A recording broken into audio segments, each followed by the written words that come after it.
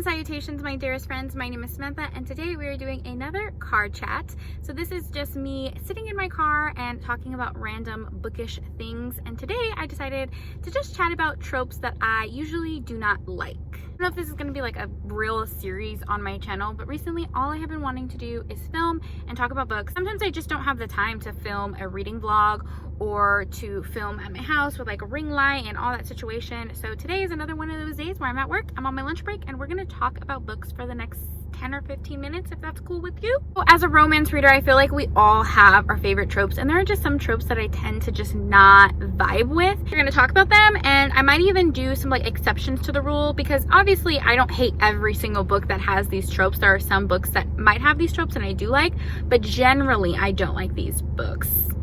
Does that make sense? Okay, anyways, to admit something, friends, I have really brought you along on my journey of not drinking soda.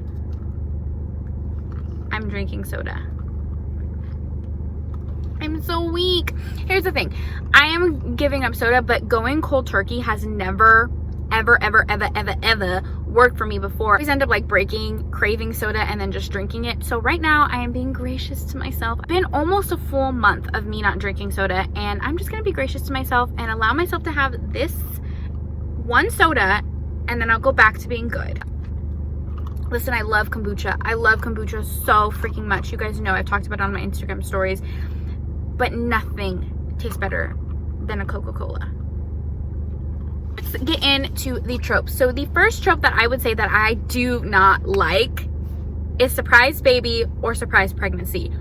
I don't like that trope whatsoever. I think that just ruins a book for me. Like, a book can be going really well, but if it has that trope and I didn't know about it, it completely ruins a book for me. And I know I'm not alone in that. I know this is like generally a trope that a lot of people don't love. I don't mind children in books. I don't mind reading a series where the couple, you know, has children, or like an epilogue that has kids. Like, I'm not anti-kids here. Like, there are plenty of like single dad romances, single mom romances that I enjoy, but it's the surprise baby or surprise pregnancy that I'm just like not vibing with. The reason I don't like this trope is there usually is like a lot of secrecy and deception. Like, they won't tell the other person that they got pregnant or they had the baby, and then they end up separating, and I'm just like, I don't love it.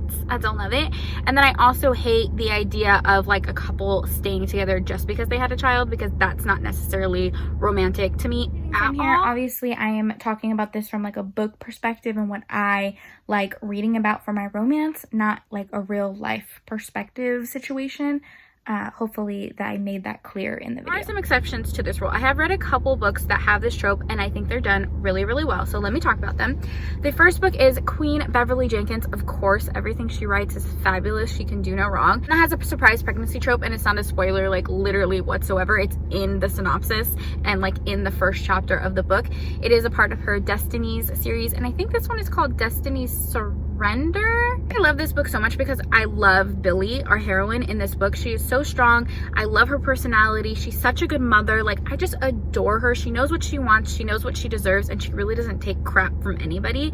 And like, that's my type of heroine. You know what I mean? Heroine is actually an escort, and our hero like frequently like hires her and hooks up with her, and they kind of have that type of relationship. And then she ends up getting pregnant, and tell him that she's pregnant because they never really talked about having kids. They never really even talked about having a relationship. From a very like wealthy Spanish family, and it's very clear that he is supposed to get married and marry well, so she kind of just doesn't want to like add that extra stress on him. So she ends up deciding to just take care of everything by herself. But when the baby turns 1 year old, she is threatened, and her baby actually ends up getting threatened, so she ends up seeking the dad for protection. Couple honestly has to go through a lot together because they were not used to being a couple, so they have to learn not only how to be parents but also how to be a good couple. I just adore this book so much. It's very steamy. The sexual attraction between the characters is off the charts, because like that's how they end up meeting each other in the beginning. So yeah, this was definitely a exception to the rule for surprise pregnancies. Another book that is kind of like an exception to the rule is One Stormy Night. I think that's the title. Again, I don't write notes for these videos. They're just casual. Heroine has always been like the notorious good girl, always following the rules, always doing as she's told. And then she kind of just decides to just live her own life. So she ends up going to like a male escort place, and she ends up mistaking our hero for an escort, and they have a one-night stand essentially. Hero is not an escort, he is actually like a police detective, and he was there like undercover trying to figure out what was going on because a lot of the men in that building were going missing, getting pregnant, and she tells him like right away. So that's the thing I don't like about the surprise pregnancy trope, is when they kind of like withhold the information or don't tell the other person. In this instance, she ended up telling him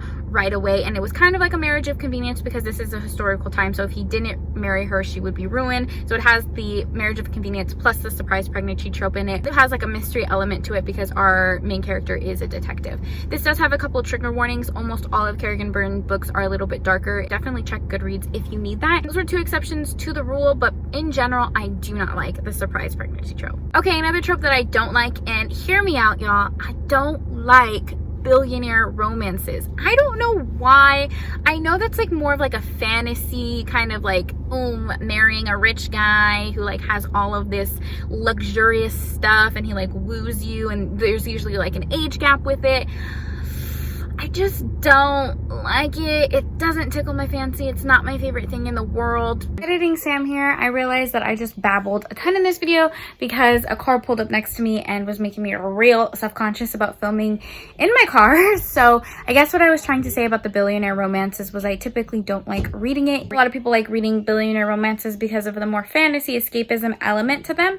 But I guess I don't like reading it just because it's kind of just reading about like this wealthy, privileged, luxurious life that I'm just like, okay, like a little overdone. There's 1,001 holiday movies about it. I do get the fantasy element to it though, like marrying a prince or marrying someone rich and just living this different life, but I'm just like, meh.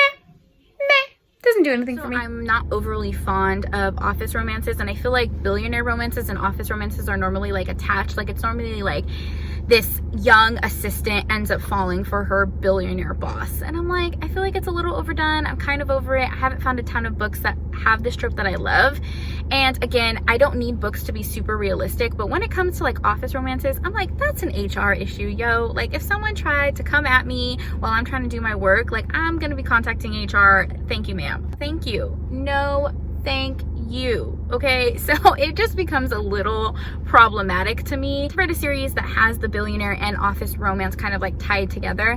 It is the Wolf Hotel series by Nina West.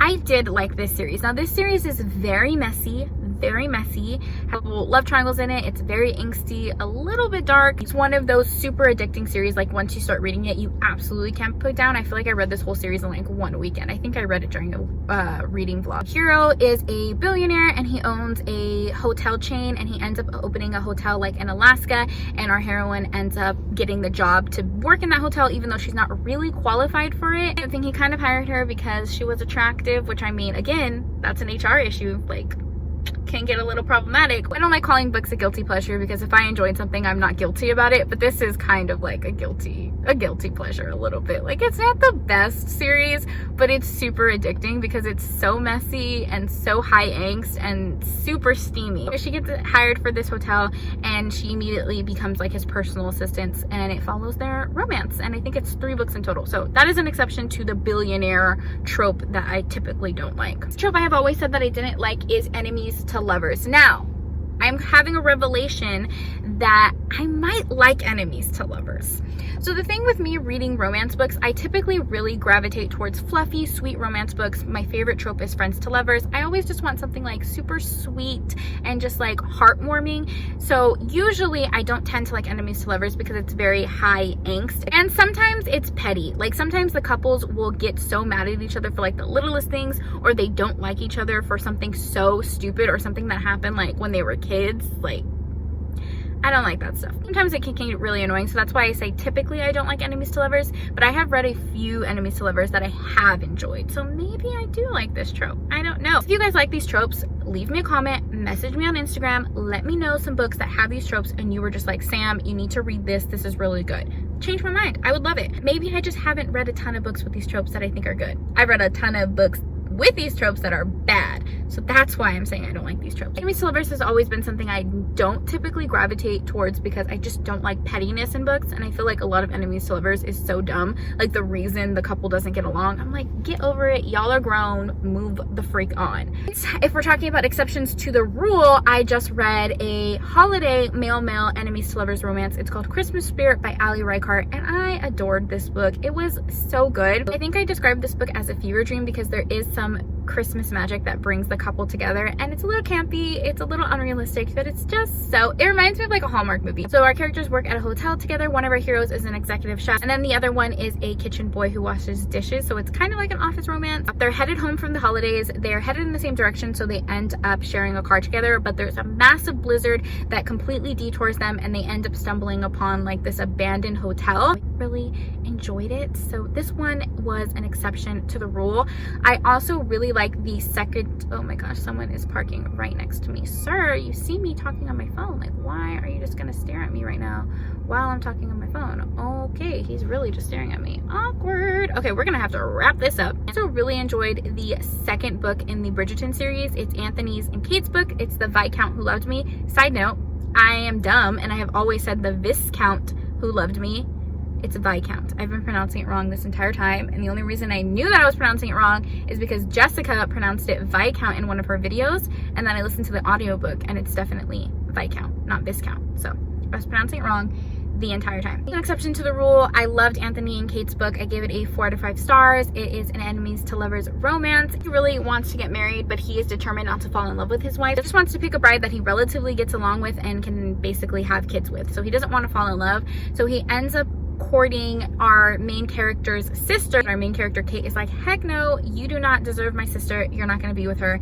And then it's their romance, they end up falling for each other. It's really sweet. Bridgerton series is getting its own Netflix adaptation, which is also really cool. So yeah.